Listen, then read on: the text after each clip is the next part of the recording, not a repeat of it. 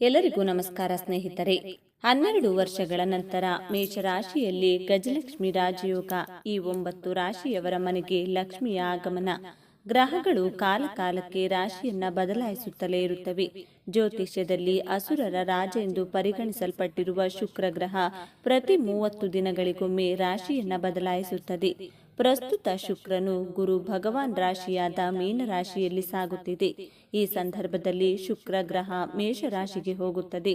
ಭಗವಾನ್ ಗುರು ಈಗಾಗಲೇ ಈ ಮೇಷರಾಶಿಯಲ್ಲಿ ಸಂಚರಿಸುತ್ತಿದೆ. ಇದರ ಫಲವಾಗಿ ಮೇಷರಾಶಿಯಲ್ಲಿ ಗುರು ಶುಕ್ರ ಸಂಯೋಗ ಉಂಟಾಗುತ್ತದೆ. ಈ ಸಂಯೋಜನೆಯು ಅತ್ಯಂತ ಮಂಗಳಕರವಾದ ಯೋಗವನ್ನು ರೂಪಿಸುತ್ತದೆ. ಅದುವೇ ಗಜಲಕ್ಷ್ಮಿ ರಾಜಯೋಗ. ಮೇಷರಾಶಿಯಲ್ಲಿ ಗಜಲಕ್ಷ್ಮಿ ರಾಜಯೋಗವು ರೂಪುಗೊಂಡಿರುವುದರಿಂದ ಎಲ್ಲ ರಾಶಿಗಳಲ್ಲಿ ಇದರ ಪರಿಣಾಮ ಕಂಡುಬಂದರೂ ಕೆಲವರಿಗೆ ಈ ಯೋಗವು ಹಣದ ಹರಿವನ್ನು ಹೆಚ್ಚಿಸಲಿದೆ. ಹಾಗಾದ್ರೆ ಈಗ ಮೇಷರಾಶಿಯಲ್ಲಿ ಗಜಲಕ್ಷ್ಮಿ ರಾಜಯೋಗದಿಂದ ಯಾರಿಗೆ ಅದೃಷ್ಟ ಒಲಿಯುತ್ತದೆ ಎಂದು ನೋಡೋಣ. ಅದಕ್ಕೂ ಮುಂಚೆ ನೀವಿನ್ನು ಚಾನಲ್ಗೆ ಸಬ್ಸ್ಕ್ರೈಬ್ ಆಗಿಲ್ಲ ಅಂದರೆ ಈಗಲೇ ಸಬ್ಸ್ಕ್ರೈಬ್ ಆಗಿ, ಹಾಗೆ ವಿಡಿಯೋಗೆ ಲೈಕ್ ಮಾಡಿ, ವಿಡಿಯೋ ಸ್ಕಿಪ್ ಮಾಡದೆ ಕೊನೆ ತನಕ ನೋಡಿ. ಮಕರ ರಾಶಿ. ಮಕರ ರಾಶಿಯವರಿಗೆ ಗಜಲಕ್ಷ್ಮಿ ರಾಜಯೋಗ ಮಂಗಳಕರವಾಗಿದೆ. ಮಕರ ರಾಶಿಯ 4ನೇ ಮನೆಯಲ್ಲಿ ಗಜಲಕ್ಷ್ಮಿ ರಾಜಯೋಗ ರೂಪುಗೊಳ್ಳಲಿದೆ. ಹೀಗಾಗಿ ಈ ರಾಶಿ ಚಕ್ರದವರು ಉತ್ತಮ ಭೌತಿಕ ಸುಖಗಳನ್ನು ಪಡೆಯುತ್ತಾರೆ. ಲಕ್ಷ್ಮೀ ದೇವಿಯ ಆಶೀರ್ವಾದದಿಂದ ನೀವು ಎಲ್ಲ ಕ್ಷೇತ್ರಗಳಲ್ಲಿ ಉತ್ತಮ ಯಶಸ್ಸನ್ನು ಪಡೆಯುತ್ತೀರಿ.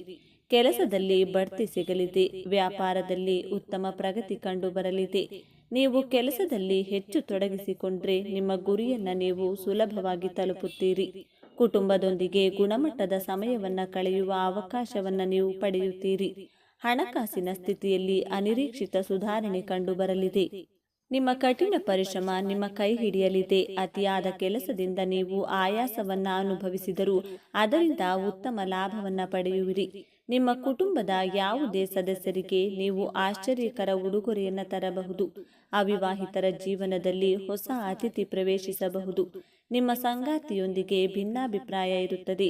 ಪರಿಸ್ಥಿತಿಯನ್ನು ತಿಳಿಯಾಗಿಸಲು ನೀವು ಎಲ್ಲೋ ಲಾಂಗ್ ಡ್ರೈವ್ ಹೋಗಬಹುದು. ಮೇಷರಾಶಿ. ಗಜಲಕ್ಷ್ಮಿ ರಾಜಯೋಗದಿಂದಾಗಿ ಮೇಷರಾಶಿಯವರಿಗೆ ಸಾಕಷ್ಟು ಲಾಭ ಸಿಗಲಿದೆ. ಮೇಷರಾಶಿಯ ಮೊದಲ ಮನೆಯಲ್ಲಿ ಗಜಲಕ್ಷ್ಮಿ ರಾಜಯೋಗ ರೂಪುಗೊಳ್ಳುತ್ತದೆ. ಇದರಿಂದ ಈ ರಾಶಿಯವರ ಜೀವನದಲ್ಲಿ ಸಂತೋಷ ಹೆಚ್ಚುತ್ತದೆ. ಪ್ರತಿಯೊಂದು ಕ್ಷೇತ್ರದಲ್ಲೂ ಯಶಸ್ಸು ಸಿಗಲಿದೆ. ಸಮಾಜದಲ್ಲಿ ಗೌರವ ಹೆಚ್ಚುತ್ತದೆ. ಉದ್ಯೋಗಿಗಳಿಗೆ ಬಡ್ತಿ ಸಿಗಬಹುದು. ವ್ಯಾಪಾರಿಗಳಿಗೆ ಹೆಚ್ಚಿನ ಲಾಭ ದೊರೆಯುವ ಸಾಧ್ಯತೆ ಇದೆ. ಕುಟುಂಬದೊಂದಿಗೆ ಸಂತೋಷದಿಂದ ಸಮಯ ಕಳೆಯುವಿರಿ. ನಿಮ್ಮ ಪೋಷಕರ ಸಂಪೂರ್ಣ ಬೆಂಬಲದೊಂದಿಗೆ ನೀವು ನಿಮ್ಮ ಗುರಿಯನ್ನು ಸಾಧಿಸುವಿರಿ. ಕೌಟುಂಬಿಕ ಜೀವನ ಮಧುರವಾಗಿರುತ್ತದೆ. ಕುಂಭರಾಶಿ. ಗಜಲಕ್ಷ್ಮಿ ರಾಜಯೋಗದಿಂದಾಗಿ ಕುಂಭರಾಶಿಯವರಿಗೆ ಶುಭವಾಗಲಿದೆ. ಕುಂಭರಾಶಿಯ 3ನೇ ಮನೆಯಲ್ಲಿ ಗಜಲಕ್ಷ್ಮಿ ರಾಜಯೋಗ ರೂಪುಗೊಳ್ಳಲಿದೆ. ಹೀಗಾಗಿ ಈ ರಾಶಿ ಚಕ್ರದ ಚಿಹ್ನೆಗಳು ಜೀವನದ ಪ್ರತಿಯೊಂದು ಸವಾಲುಗಳನ್ನು ಜಯಿಸುತ್ತಾರೆ. ಲಕ್ಷ್ಮೀ ದೇವಿಯ ಆಶೀರ್ವಾದದೊಂದಿಗೆ ಅದೃಷ್ಟದ ಸಂಪೂರ್ಣ ಬೆಂಬಲ ಸಿಗಲಿದೆ. ಪ್ರತಿ ಕಾರ್ಯದಲ್ಲಿ ಉತ್ತಮ ಯಶಸ್ಸು ಸಿಗುತ್ತದೆ. ಕಠಿಣ ಪರಿಶ್ರಮಕ್ಕೆ ತಕ್ಕ ಪ್ರತಿಫಲ ದೊರೆಯಲಿದೆ. ಕುಟುಂಬದೊಂದಿಗೆ ಉತ್ತಮ ಸಮಯವನ್ನು ಕಳೆಯುವಿರಿ. ಕೆಲಸ ಮಾಡುವವರಿಗೆ ಇದು ಅದ್ಭುತವಾಗಿರುತ್ತದೆ. ಲಕ್ಷ್ಮೀ ದೇವಿಯ ಆಶೀರ್ವಾದದಿಂದ ಅನಿರೀಕ್ಷಿತ ಆರ್ಥಿಕ ಲಾಭ ಸಿಗಲಿದೆ. ನೀವು ಬಹಳಷ್ಟು ಹಣವನ್ನು ಉಳಿಸಬಹುದು. ನೀವು ಕೆಲಸದ ಸ್ಥಳದಲ್ಲಿ ನಿಧಾನವಾಗಿ ಕೆಲಸ ಮಾಡಿದರೆ ನಿಮ್ಮ ಕೆಲಸ ನಿಲ್ಲುತ್ತದೆ. ಹೀಗಾಗಿ ನಿಮ್ಮ ಕೆಲಸವನ್ನು ತ್ವರಿತವಾಗಿ ಮುಗಿಸಲು ಪ್ರಯತ್ನಿಸಿ. ನೀವು ಒಂದಕ್ಕಿಂತ ಹೆಚ್ಚು ಮೂಲಗಳಿಂದ ಆದಾಯವನ್ನು ಗಳಿಸುವಿರಿ. ನಿಮ್ಮ ಆದಾಯದ ಹೆಚ್ಚಳದಿಂದ ನೀವು ಸಂತೋಷವಾಗಿರುತ್ತೀರಿ. ನೀವು ಇಂದು ಯಾವುದೇ ಕಾನೂನು ವಿಷಯದಲ್ಲಿ ಜಯವನ್ನು ಪಡೆಯುತ್ತೀರಿ. ನಿಮ್ಮ ಗೌರವ ಹೆಚ್ಚಾಗುತ್ತದೆ.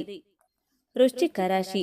ಸಮಾಜದಲ್ಲಿ ವೃಶ್ಚಿಕ ರಾಶಿಯ ಜನರಿಗೆ ಇರುವಂತಹ ಪ್ರತಿಷ್ಠೆ ಹಾಗೂ ಗೌರವಗಳು ಹೆಚ್ಚಾಗಲಿವೆ.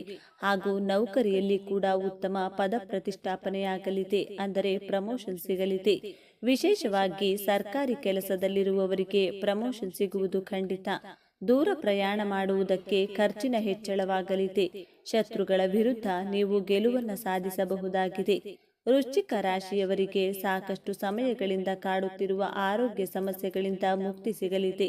ಹಾಗೂ ಜೀವನದಲ್ಲಿ ತೆಗೆದುಕೊಳ್ಳುವಂತಹ ನಿಮ್ಮ ನಿರ್ಧಾರಗಳು ನಿಮ್ಮ ಮೇಲೆ ಸಕಾರಾತ್ಮಕ ಪರಿಣಾಮಗಳನ್ನು ಬೀರಲಿವೆ.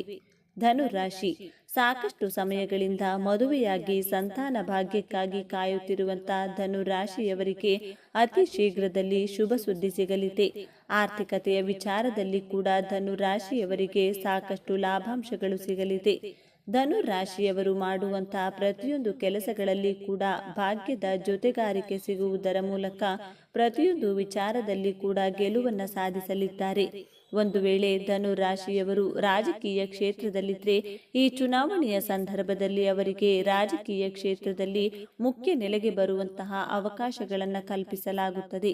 ಬರಹಗಾರಿಕೆ ಅಂದರೆ ಜರ್ನಲಿಸಂನಲ್ಲಿರುವವರಿಗೆ ಇದು ಹೇಳಿ ಮಾಡಿಸಿದ ಸಮಯ. ಒಟ್ಟಾರೆಯಾಗಿ ಈ ಸಂದರ್ಭದಲ್ಲಿ ಧನು ರಾಶಿಯವರು ತಮ್ಮ ಅತ್ಯಂತ ಅದೃಷ್ಟಮಯ ದಿನಗಳನ್ನು ಕಾಣಲಿದ್ದಾರೆ. ತುಲಾ ರಾಶಿ, ತುಲಾ ರಾಶಿಯವರಿಗೆ ಸೂರ್ಯನ ಆಶೀರ್ವಾದದಿಂದಾಗಿ ಆರ್ಥಿಕವಾಗಿ ಸರ್ವ ರೀತಿಯ ಲಾಭಗಳು ಕೂಡ ದಕ್ಕಲಿದೆ. ವ್ಯಾಪಾರವನ್ನು ಪ್ರಾರಂಭ ಮಾಡುವುದಕ್ಕೆ ಹಾಗೂ ಇರುವಂತಹ ವ್ಯಾಪಾರವನ್ನು ಇನ್ನಷ್ಟು ದೊಡ್ಡ ಮಟ್ಟದಲ್ಲಿ ವಿಸ್ತರಣೆ ಮಾಡುವುದಕ್ಕೆ ಕೂಡ ಅವಕಾಶವಿದೆ. ವ್ಯಕ್ತಿತ್ವದಲ್ಲಿ ಕೂಡ ಸಾಕಷ್ಟು ಸಕಾರಾತ್ಮಕ ಬದಲಾವಣೆಗಳು ಮೂಡಿ ಬರುವುದರಿಂದಾಗಿ ಜನರಿಗೆ ನೀವು ಇನ್ನಷ್ಟು ಹತ್ತಿರವಾಗಲಿದ್ದೀರಿ. ದಾಂಪತ್ಯ ಜೀವನದಲ್ಲಿ ದಂಪತಿಗಳ ನಡುವೆ ಕೆಲವೊಂದು ಅಶಾಂತಿ ಮೂಡಿಸುವಂತಹ ಘಟನೆಗಳು ನಡೆಯಬಹುದು. ಆದರೆ ಈ ಸಂದರ್ಭದಲ್ಲಿ ಒಬ್ಬರಿಗೊಬ್ಬರು ಪರಸ್ಪರ ಕಷ್ಟಕ್ಕೆ ನೆರವಾಗುವ ರೀತಿಯಲ್ಲಿ ಹೊಂದಿಕೊಂಡು ಹೋಗಬೇಕಾಗಿರುತ್ತದೆ. ವ್ಯಾಪಾರದಲ್ಲಿ ವಿಶೇಷವಾಗಿ ಪಾರ್ಟ್ನರ್ಶಿಪ್ ವ್ಯವಹಾರವನ್ನು ಮಾಡಿದರೆ ಖಂಡಿತವಾಗಿ ನೀವು ಕೈತುಂಬ ಹಣವನ್ನು ಸಂಪಾದನೆ ಮಾಡುವುದರಲ್ಲಿ ಯಾವುದೇ ಅನುಮಾನವಿಲ್ಲ. ಕನ್ಯಾ ರಾಶಿ, ಮಾತುಗಾರಿಕೆಯ ಮೂಲಕ ಕನ್ಯಾ ರಾಶಿಯವರು ಎಲ್ಲರ ಮನಸ್ಸನ್ನ ಗೆಲ್ಲಲಿದ್ದಾರೆ. ಆದರೆ ಕಣ್ಣಿನ ಸಮಸ್ಯೆ ಈ ಸಂದರ್ಭದಲ್ಲಿ ಕಂಡು ಬರಬಹುದಾಗಿದೆ. ಕೌಟುಂಬಿಕ ಕೆಲಸಗಳು ಕೆಲವೊಮ್ಮೆ ನಿಮ್ಮ ಮನಸ್ಸಿನಲ್ಲಿ ಅಶಾಂತಿ ಮೂಡಿಸಬಹುದಾಗಿದೆ. ಆದರೆ ಅವುಗಳನ್ನು ಸರಿಯಾದ ರೀತಿಯಲ್ಲಿ ಮಾಡಿ ಮುಗಿಸುವಂತ ಆತ್ಮವಿಶ್ವಾಸ ನಿಮ್ಮಲ್ಲಿದೆ. ಆರೋಗ್ಯದ ಸಮಸ್ಯೆಯಿಂದಾಗಿ ಸ್ವಲ್ಪ ಮಟ್ಟಿಗೆ ಖರ್ಚು ಮಾಡಬೇಕಾದಂಥ ಪರಿಸ್ಥಿತಿ ಒದಗಿ ಬರಲಿದೆ. ಆದರೆ ದೇವರ ನಾಮಸ್ಮರಣೆಯ ಮೂಲಕ ನೀವು ಹಾಗೂ ವೈದ್ಯರ ಸರಿಯಾದ ಸಲಹೆಗಳನ್ನು ಪಾಲಿಸುವುದರ ಮೂಲಕ ಈ ಸಮಸ್ಯೆಯಿಂದ ಹೊರಬರಬಹುದು.